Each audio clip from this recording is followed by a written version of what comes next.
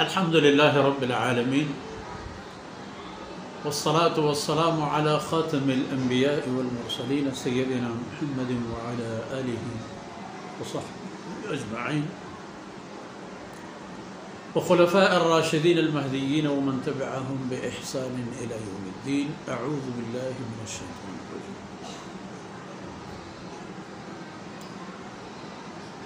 إن الذين يحادون الله ورسوله كبتوا كما كبت الذين من قبلهم ولقد أنزلنا آيات بينات وللكافرين عذاب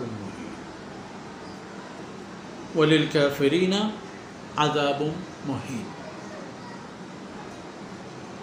يوم يبعثهم الله جميعا فينبئهم بما عملوا أحصاه الله ونسوه والله على كل شيء شهيد. سبحانك لا علم لنا إلا ما علمتنا إنك أنت العليم الحكيم.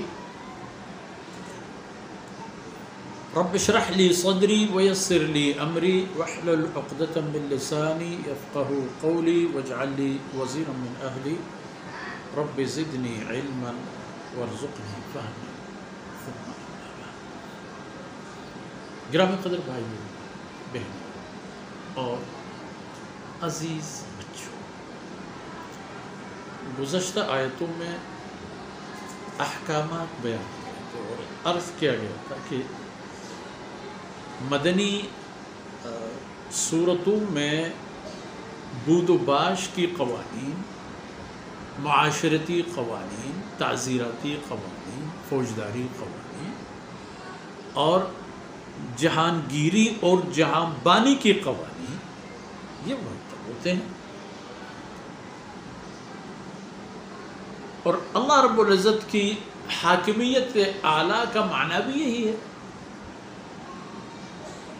کہ جس طرح اللہ رب العزت نے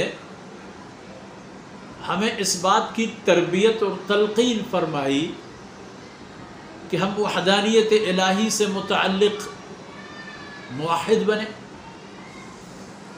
حضرات انبیاء علیہ السلام کی رسالت کو برحق مانیں، اس شرط کے ساتھ کہ محمد رسول اللہ صلی اللہ علیہ وسلم اللہ کے آخری رسول، آپ کے بعد کوئی اور رسول نہیں ہے. سلسلہ ختم، سلسلہ مکمل، اس کے بعد کوئی ضرورت نہیں ہے کسی اور رسول آنے کا. اب ان عقائد و افکار کی تیقن اور ان کی بنیاد پر اپنی تربیت کے بعد قوانین اور ان قوانین کا نفاذ، ان کے مطابق چلنا کہ ان کے ذریعے سے انسان زندگی کے اہداف حاصل کر سکتا ہے. اور ہدف تو خیر اللہ کی بندگیت کے نتیجے میں جنت اور اللہ کی نعمتیں ہیں، لیکن اللہ کی بندگی کے لیے آپ کو جو ماحول چاہیے وہ ان قوانین کے بل بوتے پر ہی آپ کو میسر آئے گا. اس لیے اس پر شدید تاکید اور توجہ ہے. اور جو ان قوانین کے سامنے رکاوٹ بننے کی کوشش کرتے ہیں، جو اللہ رب العزت کی وحدانیت اور اس کی شریعتوں کو نہیں مانتے اور ان کو روئے زمین پر نافذ ہونے نہیں دیتے، تو اللہ فرماتے ہیں اس کا ایک سلسلہ چل پڑا ہے اول سے لے کر آخر تک. اور اللہ رب العزت کا ہر دور کی اسی طرح کے لوگوں کے ساتھ ایک سلوک اور ایک معاملہ رہا ہے. تو جناب محمد رسول اللہ صلی اللہ علیہ وسلم پر ایمان لانے والوں کے ساتھ بھی وہی ہوگا جو سابقین اولین میں اللہ رب العزت کا نظام رہا ہے. اور رسول صلی اللہ علیہ وسلم کی مخالفین اور آپ سے عداوت اور دشمنی رکھنے والوں کے ساتھ بھی ہوگا وہی جو اس سے پہلے لوگوں کے ساتھ ہوا ہے.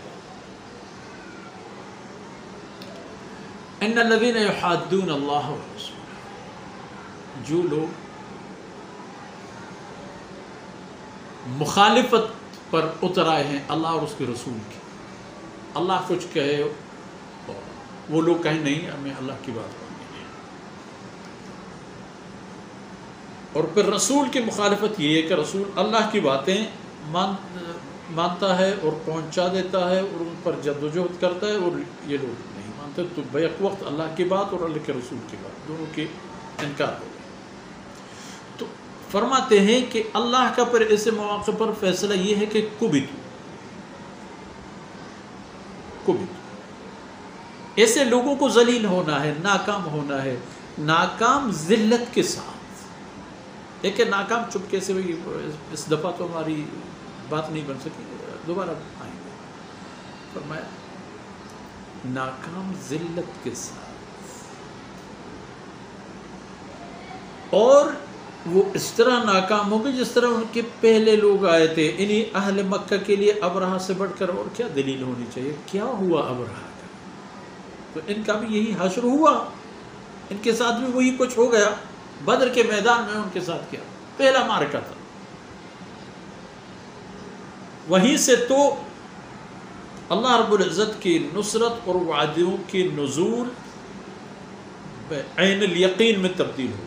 علم الیقین تو پہلے سے تھا. سب صحابہ کرام حضرت صلی اللہ علیہ وسلم پر ہر نازل شدہ وحی کو اسے حقیقت سمجھتے تھے اور اس کا انتظار کرتے تھے، جس طرح آپ سورج کے طلوع غروب کا انتظار کرتے ہیں.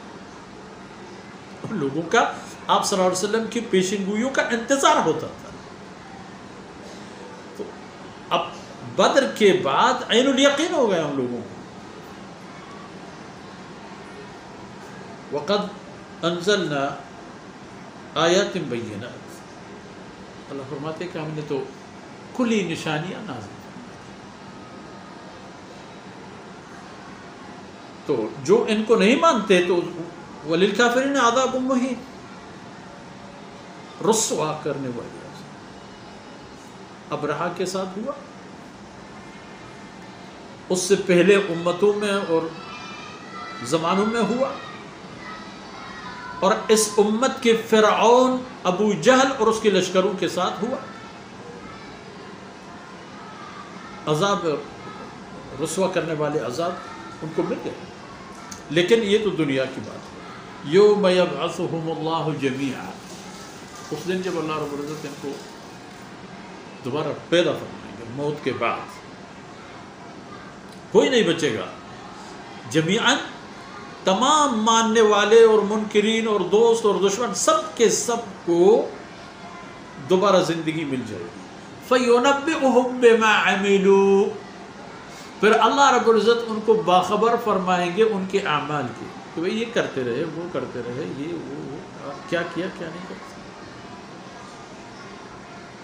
فرماتے ہیں عجیب منظر ہوگا پھر وہاں. احصاہ اللہ ونسوہ، جو کچھ انہوں نے کیا تھا دنیا میں یا جو کچھ انسان کر لیتا ہے، احصاہ اللہ، یاد رکھیے کہ اللہ نے اس کو نوٹ کیا. ونسوہ، آپ نے تو فراموش کر دیا، آپ بھول گئے. آپ بھلا بھول جائیں یا نہ جائیں، احصاہ اللہ، اللہ ذوالجلال کی ذات فراموش نہیں کرتا. جب فراموش نہیں کرتا تو پھر اللہ ذوالجلال کے بارے میں یہ بات بھی جان لو. واللہ علی کل شیء شہید، اللہ رب العزت ہر چیز پر گواہ بھی خود ہے. آپ نے کیا صحیح کیا، کیا غلط کیا، کیا مانا، کیا نہیں مانا، کیا اقرار کیا، کیا انکار کیا، ان سب کے لیے بھی اللہ رب العزت کی ذات گواہ ہے. اور پھر ضرورت نہیں ہے آپ کو کسی ایک ایسی گواہی دینے والے کی، ایک ایسی شاہدی والے کی کہ وہ آ کر بتاتے ہیں ہاں ہاں واقعی ایسا ہوا ہے یا ایسا نہیں ہوا ہے. اللہ علی کل شیء، اللہ ہر چیز پر گواہ.